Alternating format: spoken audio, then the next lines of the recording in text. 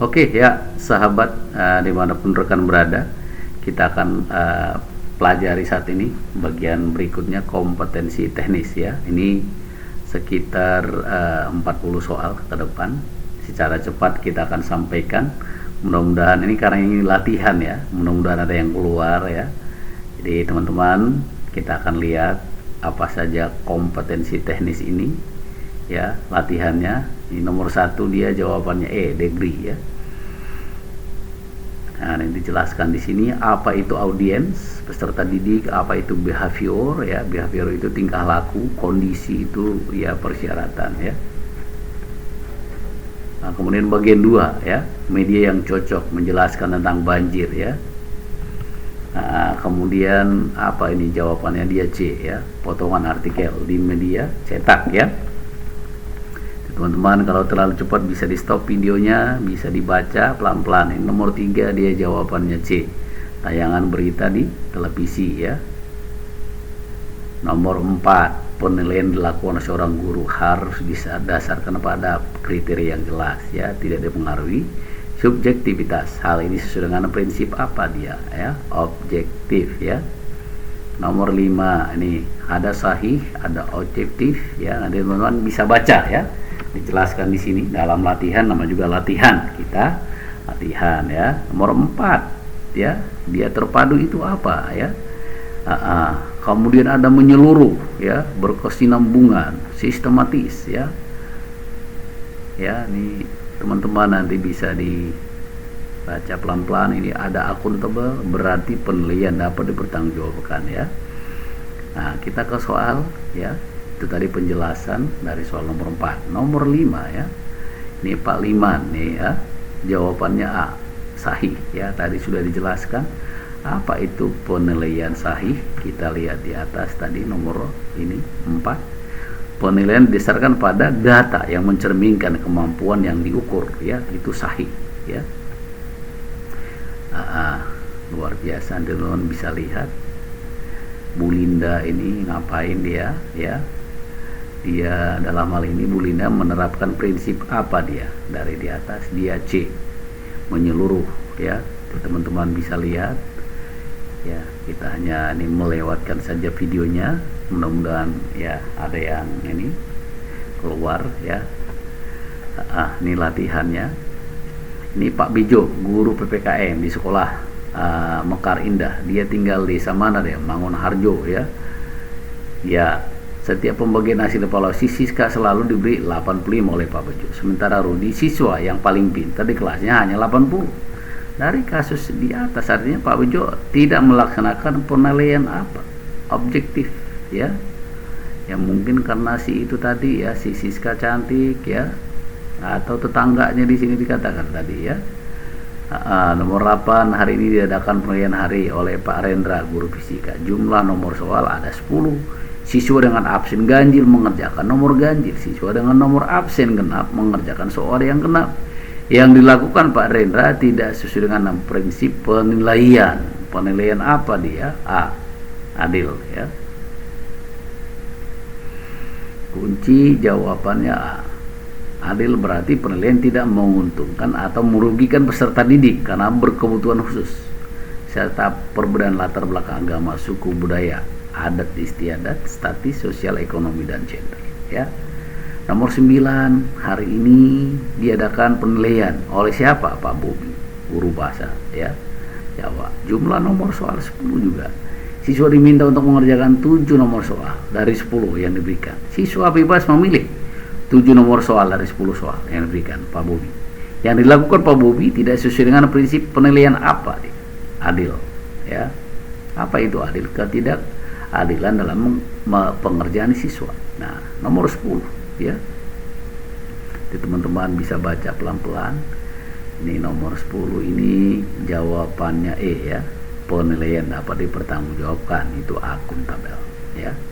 Dalam setiap kali penilaian Pak Joko selalu membuat rubrik penilaian yang berisi kriteria penilaian yang mencerminkan kompetensi yang akan dinilai. Hal ini sesuai dengan prinsip apa? Penilaian apa dia? B, berita beracuan kriteria ya. Dalam setiap pembelajaran Pak Chandra selalu mengadakan penilaian untuk melihat daya serap siswa terhadap materi yang diberikan. Dia penilaian apa? C ya, terpadu. 13. Pada awal semester Pak Budi sebagai guru IPA selalu menjelaskan penilaian yang akan dilaksanakan selama satu semester. Penilaian nilai akhir IPA yang menerapkan prinsip penilaian B terbuka. 14 ya.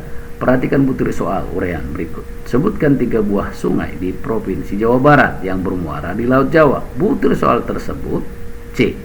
Jelek karena hanya mengukur tingkat berpikir rendah atau ranah ingatan. Ya, ini ada indikator mencerminkan mengukur tingkat berpikir rendah.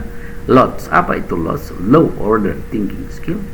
C1 mengingat, sebutkan, tuliskan, gambar ya. MODS, medium order thinking skill ya. C2 memahami, jelaskan, bedakan, identifikasi ya. JPI sama STG ya. C1 sama C2. C3 itu apa? Menerapkan.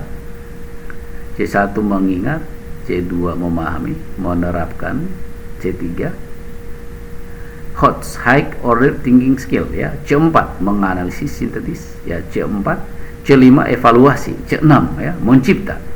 Jadi dari C1 ini teman-teman dihafal ya, mengingat, C2 memahami, C3 menerapkan, C4 menganalisis, C5 evaluasi, C6 mencipta ya. Nomor 15. Dari banyak definisi batasan yang dikemukakan oleh para ahli, namun esensi dari pengertian penilaian portofolio adalah apa itu portofolio?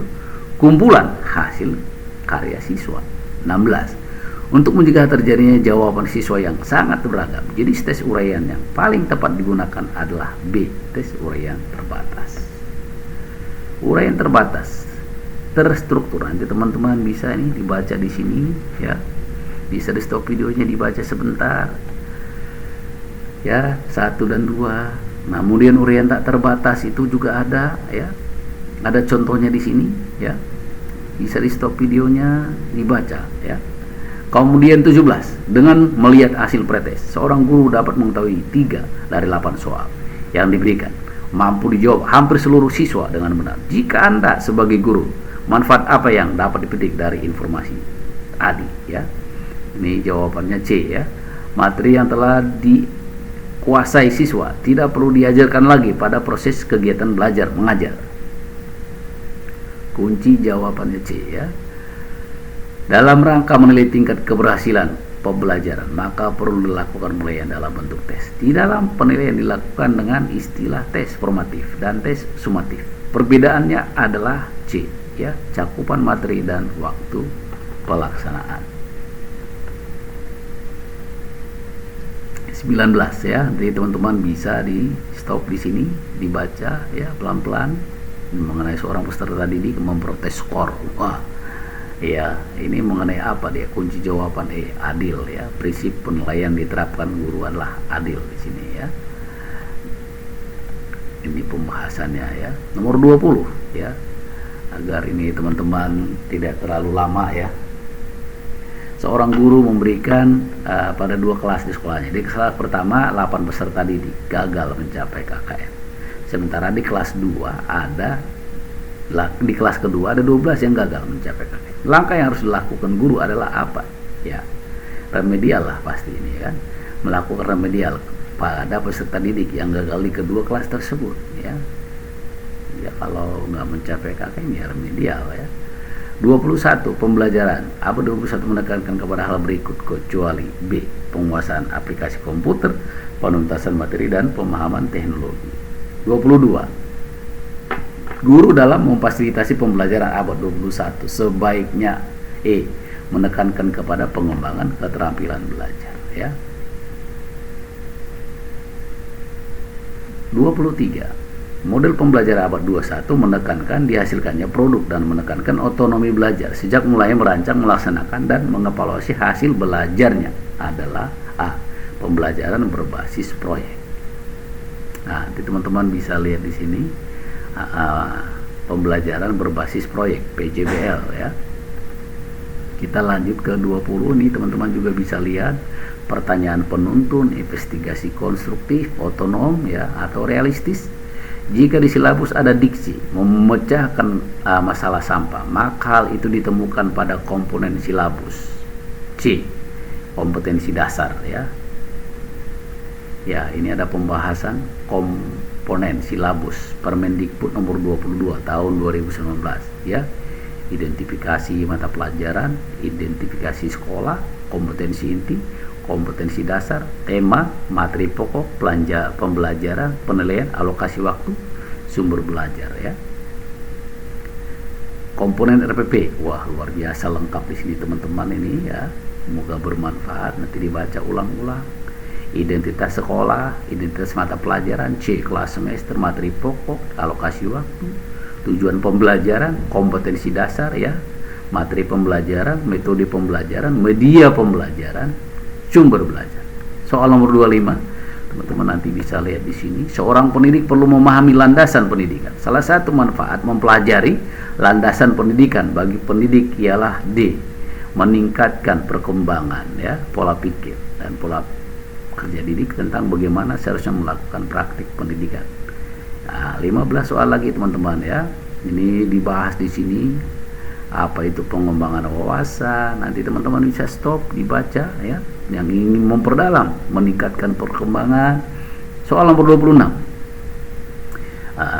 Jadi teman lihat di sini ini nomor 26 dia jawabannya C ya, strategi pembelajaran ya. Nomor 27. Wah, ini juga dibahas di sini. Nanti teman-teman bisa stop. Nah, saya lambatin videonya di sini ya. Nanti teman-teman bisa di stop videonya, dibaca ya. Luar biasa. Nomor 27. Ari adalah anak rajin, memiliki sikap yang baik dan bahkan sering mewakili dalam kegiatan Olimpiade Sains. Tapi pada hasil laporan belajar dia memiliki 5 nilai yang di bawah KKM. Tindakan Anda sebagai wali kelas, apa ini anak? D. Tidak naik kelas karena tidak memenuhi kriteria kenaikan kelas. Apa kriteria kenaikan kelas? Nah, ada di sini ya pembahasannya ya. Permendikbud nomor 23 2016 ya, kompetensi sikap minimal baik, kompetensi pengetahuan dan keterampilan. Batas ketidaktuntasan KI 3 dan KI 4 adalah maksimal 3 mata pelajaran. Wah, itu aturannya ya. Jadi ada ini tadi dia tidak tuntas berapa pelajaran nih? 5 ya. Minimal dia tidak tuntas 3 ya. Maksimal 3 dia, ini 5. Ngapain aja dia? 28. Dalam suatu pembelajaran diperoleh data banyak siswa yang tidak aktif, maka sebagai guru harus mengubah pendekatan pembelajaran tepat. Pendekatan yang tepat untuk mengatasi hal tersebut ialah C. Scientific. Ya, scientific ini ada di sini, membentuk konsep di sini, membentuk pembelajaran bermakna, pembelajaran aktif, pakem ya, ada dijelaskan di sini. Apa itu konstruktif ya? Apa itu tadi ini kontekstual, dijelaskan di sini. Nanti teman-teman baca ya. 29. Nah, ini juga kita lewatkan, dia panjang, teman-teman bisa nanti yang mau memperdalam ya. Kita hanya menyajikan di sini untuk belajar. Mudah-mudahan ada yang keluar ya. Namanya juga latihan ya. Sok wae mangga wae ya. 30. Nah, ini mengenai apa dia ini. Saat merancang pembelajaran, seorang guru ingin menyederhanakan konsep, prinsip, hukum yang kompleks sehingga memperjelas penyajian pesan serta tertulis. Media apa yang paling tepat dilakukan oleh guru tersebut? Media apa dia? Bagan ya. Ini pembahasan ada di sini ya. Teman-teman nanti bisa baca untuk memperdalam, coba tahu ada bukunya kurang. Nah, ada di sini. 31. Pada akhir pelajaran siswa diminta mendemonstrasikan tugas. Nah, ini dia apa di jawabannya dia A, daftar cek ya. Kemudian nah ini ada pembahasan di sini, daftar cek itu tes praktik penilaian keterampilan. B, benar salah itu tes objektif. C itu pilihan ganda, tes objektif penilaian pengetahuan. Tes objektif penilaian pengetahuan. Bagian D, tes uraian ya, penilaian pengetahuan. Jawaban dapat tes uraian tadi itu D, ini jawaban bebas. Kita lanjut 32 ya, 8 nomor lagi teman-teman ya dalam video kita ini. Jadi teman-teman bisa baca nih, soalnya ada Pak Slamet ini ya, dia dijawab yang dilakukan Pak Slamet ini dan Ibu Susi termasuk ke dalam apa dia ya. B, observasi dan tes penempatan ya.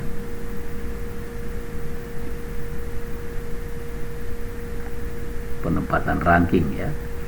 Ini ada dia teknik penilaian, jenis tes berdasarkan fungsi, ada soal quotes, nanti itu ada sumatif di sini, formatif ya, luar biasa ya. 33 guru mengajarkan bahasa Indonesia, KD, macam puisi media cocok ya.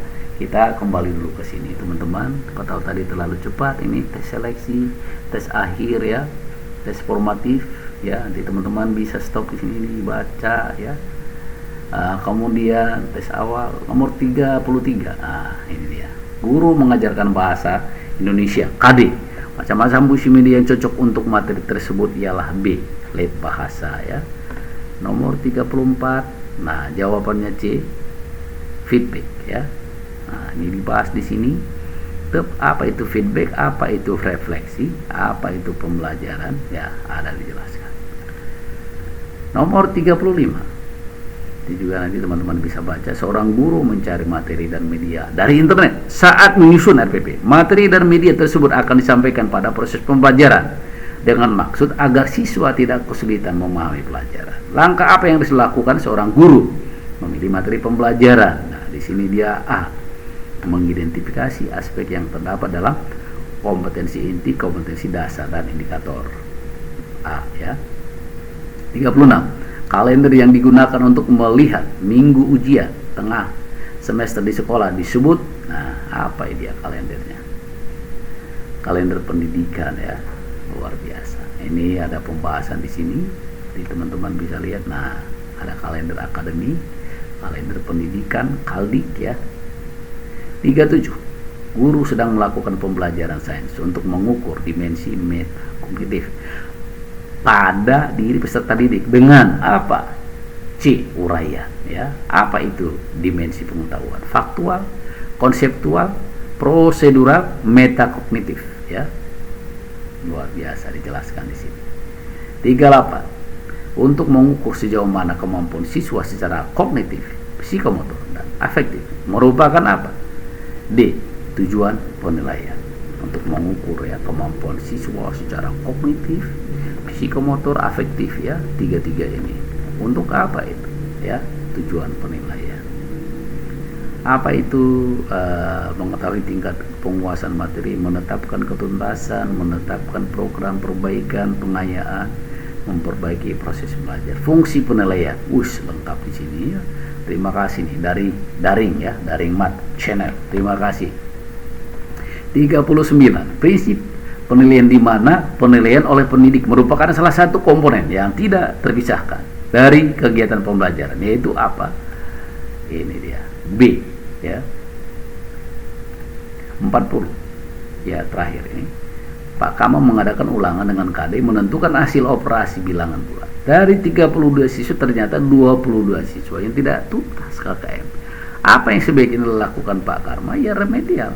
C, melakukan pembelajaran ulang dengan media dan metode pembelajaran berbeda ya. Aturan remedial. Nah, teman-teman ada di sini. 0 sampai 20%, bimbingan individu, bimbingan dalam kelompok belajar, pembelajaran ulang 50%, presentasi tidak tuntas ya. Demikian teman-teman ya. Nanti bisa teman-teman apa yang belum mungkin terlalu cepat ya, bisa di stop videonya, dibacakan. Sampai bertemu channel kita, semoga bermanfaat ya. Mudah-mudahan soal ini keluar, namanya juga latihan ya. God bless you all. Sampai bertemu teman-teman yang sudah mampir ya. Jangan lupa like dan subscribe ya. Ini kita rekamannya malam ini, udah ngantuk-ngantuk, tapi nggak apa-apa, kita bacakan ini, semoga bermanfaat. Terima kasih. God bless you all.